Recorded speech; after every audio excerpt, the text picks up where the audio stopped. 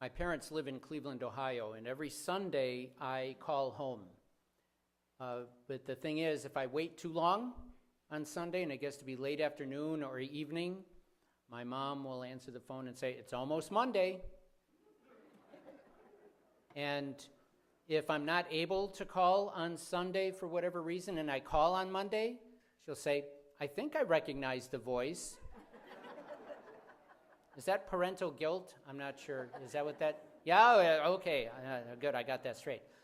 Well, so obviously communication is very important in relationships. It's important in our families, with our friends, our relatives, co-workers. Naturally, communication is important. Regular communication is even more important. What do you think would happen to me if I didn't call for a month? I wasn't expecting any reaction. All right.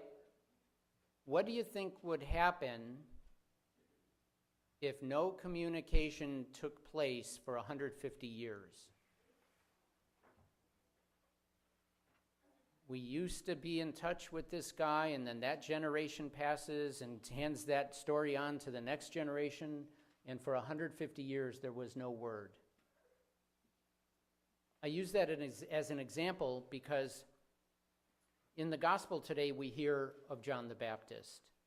And John the Baptist kind of maybe got a little forgotten during Advent and Christmas because we're focusing on Jesus, the birth of Jesus, and the Annunciation to the Blessed Virgin Mary, and Joseph rescuing his family and taking them to Egypt.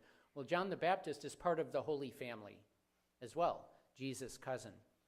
Well, I looked in the Bible. The last book written in the Old Testament was written about 150 years before Jesus. It was about 150 years before John the Baptist and Jesus. And so Israel in the Holy Lands had not heard from God for 150 years. Now, as bad as that would be from my relationship with my mom, just think of what the people were going through. They were praying, they were going to temple, but had not heard a word from God in return for 150 years.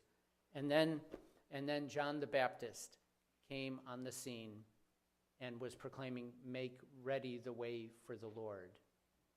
Just imagine the joy. God has not forgotten us. God didn't abandon us. We finally have word again. So sometimes in the spiritual life, the same thing can happen to us. Even the saints who led such holy lives, we have in their writings, in their memoirs, that sometimes God hides himself. Sometimes God will not communicate, even though we're doing what we're supposed to be doing. We're praying, we're trying to be good people, we're trying to lead holy lives, and sometimes God hides himself. I'm going to let you in on a debate that we had in the seminary about this very topic. I'm of the opinion, so therefore it's correct, that God is always trying to break through to us. God is always trying to communicate to us. He's always trying to break through whatever distractions we have and whatever kind of lives we might be leading. I'm of the opinion that God is always trying to break through.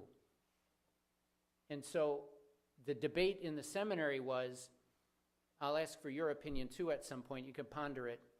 Is God always trying to break through to us and communicate with us, or does sometimes God hide himself? And you might have an experience of that in your own personal life, in your own prayer life. I reconcile it this way. For those who are trying to lead a holy life, God may hide himself so that we increase our faith in him. I don't feel it. I'm praying. I'm saying all my prayers every day. I'm going to Mass every Sunday, and I'm not feeling it. That's a call to faith. That's a call to faith to persevere in the spiritual life, even though we may not be feeling the presence of God. But I'm of the opinion that if we're on the wrong path, if we're not saying our prayers and doing what we're supposed to, God is continually trying to break through to us. Get back on the right path before it's too late. So That might be something to consider as well. Do you feel like God is hiding himself? That might be a sign that you're holy, on the right path, and God is trying to increase our faith. Oh, so that's one conclusion to the homily. The other conclusion is, if it has been a long time since you've communicated with a family member, maybe this week would be the opportune time to reestablish that communication. I gave this homily in a previous parish, and that's what they took from the homily instead of the spiritual part that God sometimes hides himself, but to increase our faith. But if it's been a while since you've communicated, now might be the opportune time to communicate with a family member. But also if it's been a while since you've communicated with God, this is the opportune time.